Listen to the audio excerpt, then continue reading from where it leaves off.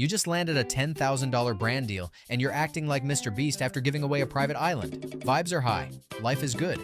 Then April hits your bank account like a Logan Paul right hook, and suddenly the IRS wants $3,700. You're like, bro, I literally just got this money. Can I breathe? Meanwhile, some dude worth $100 million wakes up, stretches, takes out a $2 million loan against his investments, buys a Tesla, renovates his kitchen, maybe even adopts a tiger like it's 2016 Jake Paul energy, and somehow his tax bill? $0. Zero. As in the same number of times Rice Gum has uploaded this year. And no, they're not doing Ocean's 11 stuff behind the scenes. They're literally just playing a higher difficulty version of the money game that nobody bothered to explain to normal creators. So today, we're pulling back the curtain and figuring out why influencers, yes, you, the human tripod with a ring light, are losing thousands simply because no one handed you the billionaire instruction manual. This is Mindshift Theory, and I spend way too much time thinking about why content creators, some of the highest earning people online, are somehow paying more taxes than your aunt who sells essential oils on Facebook. If you make money from brand deals, YouTube, digital products, affiliate links, or if you simply breathe near a camera and get monetized, hit that subscribe button, because today you're going to understand why your wallet cries every tax season. Because this isn't just about loopholes. It's about understanding the actual framework wealthy people use. Not to cheat, but to legally minimize taxes while stacking assets like Mr. Beast stacks chocolate bars. Most creators hitting six figures are paying between 35% and 40% in taxes. Make $200,000? You're maybe keeping $120,000 to $130,000. Congratulations. You're basically Emma Chamberlain before coffee deals. Now compare that to someone worth $50 million. Their salary might also be $200,000. Same as you. Cute. But their assets? They might grow by $2 million a year, completely untaxed unless they sell. And spoiler, they're never selling. Instead, they walk into a bank like, hey, I'd like $1 million credit line at 4%. And the bank rolls out a red carpet like they're meeting Beyonce. Meanwhile, you can't even get approved for a Target credit card. Boom, now they've got $1 million to spend. Tax bill still zero. And they even get to deduct the interest. You're getting charged $70,000 in taxes for the same $200,000 income. This is the game. And most creators don't even know there's a game. There are two types of income, the sad type and the billionaire type. Earned income, brand deals, sponsorships, ad revenue, is taxed like the government hates you personally. Then there's asset income, stocks rising, real estate appreciating, business equity, taxed lower or not at all until sold. This creates what I call the influencer trap.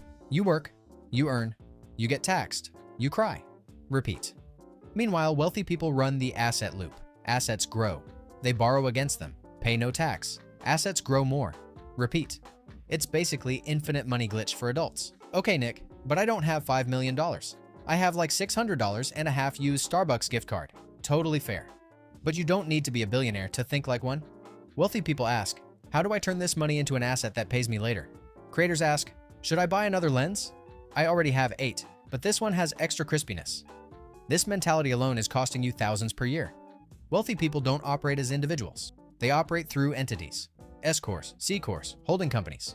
Creators file taxes like they're running a lemonade stand at recess. If you're making $400,000 as a sole proprietor, yeah, enjoy that $140,000 tax bill. Through an S-Corp, maybe closer to $90,000. Same money, different structure. More Delaney Child's energy, less IRS trauma. Let's do a realistic example. Influencer A. Let's call him Travel TikTok Guy.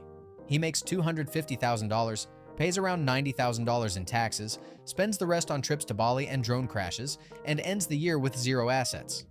Influencer B. Let's call her Smart Emma Chamberlain Timeline. She pays herself a $90,000 salary, contributes $69,000 to a solo 401k, puts $40,000 into a defined benefit plan, reinvests $30,000 into business assets, and ends the year with $130,000 building long-term wealth. Same income, totally different life trajectories. 3 mental blocks keep creators broke. Block 1. This is too complicated. Bro, you learned how to edit in Premiere Pro. You can handle this. Block 2. I'm not making enough yet.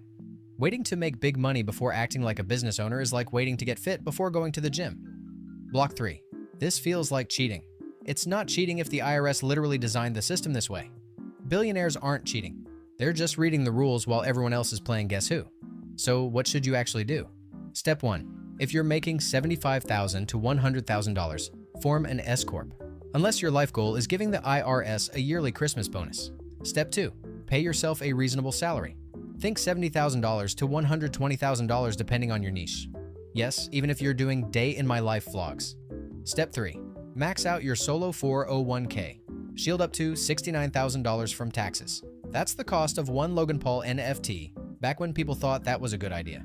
Step 4. Deduct legitimate business expenses. Gear, software, rent, travel, team members. Don't get weird with it. You can't deduct your cat because he's in your videos. Chill. Step 5. Build assets. Not more hoodies and matcha habits, actual assets.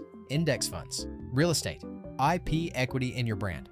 This is what separates creators who last from creators who fade faster than Vine. The tax system rewards ownership, investment, and long-term thinking. It punishes labor and freelancing. Creators earn like business owners but think like freelancers, and freelancers pay the most taxes. Think like a business owner and you suddenly step into a whole new wealth bracket. Most people won't change anything after hearing this. They'll think, wow, that's crazy, share it with a friend, and go right back to editing a TikTok for 4 hours. But the people who do take action, they save tens of thousands a year.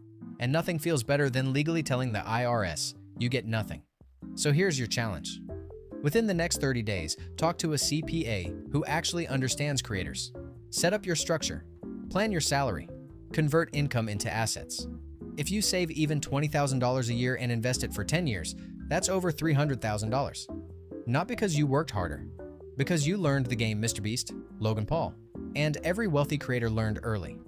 If this shifted your perspective, hit like, subscribe to Mindshift Theory, and stick around, because I promise you, we're only getting started. Alright, that's it for today. Go build wealth like you actually mean it. This is Mindshift Theory, and the biggest shift always starts here.